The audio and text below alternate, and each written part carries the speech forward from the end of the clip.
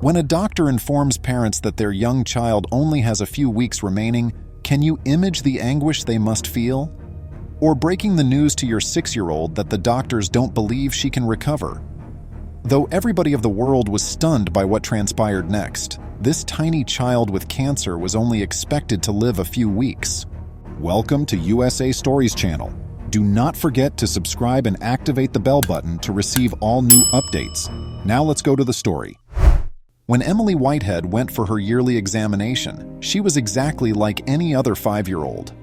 After examining all the details, the physicians informed her devoted parents, Carrie and Tom, that their young girl was in good health. After returning home and carrying on with their lives, things began to alter a little over a week later. Carrie was starting to see unfavorable indicators. Her small kid did not feel like herself. Emily's body was instantly covered with bruises. Emily cried when she woke up from agony 2 nights in a row that they were unable to relieve. It was painful, and after that, Carrie saw that Emily was bleeding when cleaning her teeth. Carrie sensed something was seriously wrong, even though her exam was so recent. She looked up every symptom her daughter was experiencing on Google, but the results did not ease her anxiety. Rather, it frightened her much more. Emily had to see a doctor immediately. They conducted a few simple tests, and the outcomes were difficult to interpret. Emily's leukemia was acute lymphoblastic. You can relate to this emotion if you've ever had a loved one diagnosed with cancer. You experience intense abdominal pain and fear as a result of it. The moment you get such news, everything in your life shifts and it never really returns to normal. But they had cause to celebrate. This is the most prevalent and largely treated kind of leukemia in children. There is an 85 to 90% likelihood of recovery. But this was going to be a rather harsh course of therapy. Emily experienced extremely high fevers throughout the first several weeks of chemotherapy. She was ill and frail.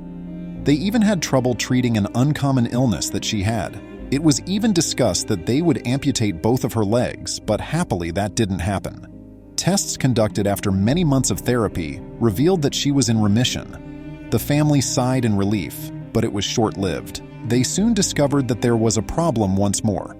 Her energy was waning rapidly. She no longer had the same luster. Additional testing revealed that her cancer had returned, but this time it would not be easy to treat. Her odds of making a full recovery have now dropped to only 30%. The original diagnosis was not nearly as bad or depressing as this news. However, Emily's parents were in no way prepared to give up. They were going to battle this awful sickness once more. Tom recalled telling Emily, who was now 6 years old, that he would crawl to the North Pole in order to locate someone who could fix her. She would never fight this war by herself. A kid diagnosed with cancer has an even bigger impact on the entire family. However, the blows did not stop. She had to resume her treatment. The Whiteheads were informed by the specialists that a bone marrow transplant was Emily's best option, but her illness was worsening. Her leukemia was developing quickly, and the chemotherapy was completely ineffective this time. Her leukemia really developed a whole resistance to the chemotherapy. Not only was she too unwell for the transplant, but her condition was becoming worse. The physicians ran out of concepts. The chemotherapy had to end. The family was instructed to return home and savor Emily's final weeks. They even provided them with the hospice facility's phone number. All the signs pointed to giving up and accepting that they would not be getting their little baby back. Carrie and Tom weren't prepared for the heartbreaking task at hand. They needed to confirm that they had exhausted all possible options. They set off to find another hospital so they could get a second opinion. Everyone advised them to visit the Children's Hospital of Philadelphia, CHOP, with their daughter. They had the best chance of helping Emily out of anybody. There, they arranged for Emily to see a physician. Everyone was nervous in the days before the appointment. Tom was praying and pleading with God to intervene on their behalf as he went to sleep. He pleaded with him to aid Emily's recovery. Then, in that split second between consciousness and unconsciousness, Tom witnessed Emily receiving care at CHOP and could see her improving. He was certain that Emily's healing was indicated when he awoke. He felt hopeful once more. When they visited the hospital, they received even more positive news. Though the physicians all agreed that administering additional chemotherapy to Emily's delicate body was not an option, they did have another alternative that had recently become available: a clinical study in which CAR T-cell immunotherapy will be used in children for the first time. The patient's own immune cells are used in CAR T-cell immunotherapy. These cells are extracted from the body and subsequently altered in a laboratory. Because they have undergone genetic engineering, they now specifically target and hopefully eliminate cancer cells rather than merely attacking all other bacteria. Although the therapy seemed very promising, they were cautioned that although it was state-of-the-art, it had not been tried or evaluated at all. Though they had no way of knowing what the therapy would affect to Emily's delicate tiny body, it was the optimism they needed. It was their only chance though, so it was worth the risks. If Emily was ever going to get a chance to mature, they had to give it a try. As if all of their fears had come true. It was a cruel treatment. At least initially, it made her much worse. She had to be placed on a ventilator and placed in a coma by the medical professionals. Throughout the entire journey, that was the most difficult period. One day, a department head came in to tell Carrie and Tom that there was only a 1 in 1,000 chance that Emily would still be alive in the morning. Watching over their daughter all night, they were attentive to every breath she took in case it was her last.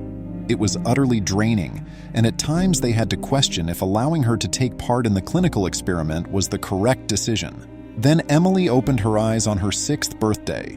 Even though she had not survived the hurricane, she was still very much in danger. Even if she lived, it didn't imply her health was improving. They retested her bone marrow 8 days later to determine the extent of the leukemia's progression. Emily's test results revealed she had no cancer, which was startling. The family's dream of a miracle had come true. However, they had no way of predicting how long Emily would remain healthy because the technique was so new. It could just take a few weeks for the leukemia to return, or she might be well for years. They were unable to find out. They just understood that they wanted to support other families as well as make the most of their time together. Thus, they established a foundation in Emily's honor to collect funds for more CAR T-cell therapy research. They facilitated the connections between patients and clinical studies. The patients were able to celebrate life and share their experiences in these gatherings. After her recovery, Emily had to undergo testing on a regular basis, but she always made an effort to be upbeat and cherish each moment. Even though the cancer sword hung over the entire family, each year she was alive was a blessing, since her life might have ended when she was 6. They had to hold their breath during each test. And then Emily turned 17. She had to attend for her yearly exams once more. The world would be shocked by the outcome.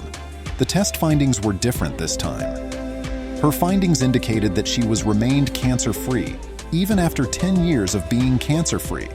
They pronounced her to be healed, as opposed to merely stating that she was in remission. The unimaginable occurred, something that for many years many medical professionals and researchers had hoped would happen. They had discovered a treatment for leukemia in children.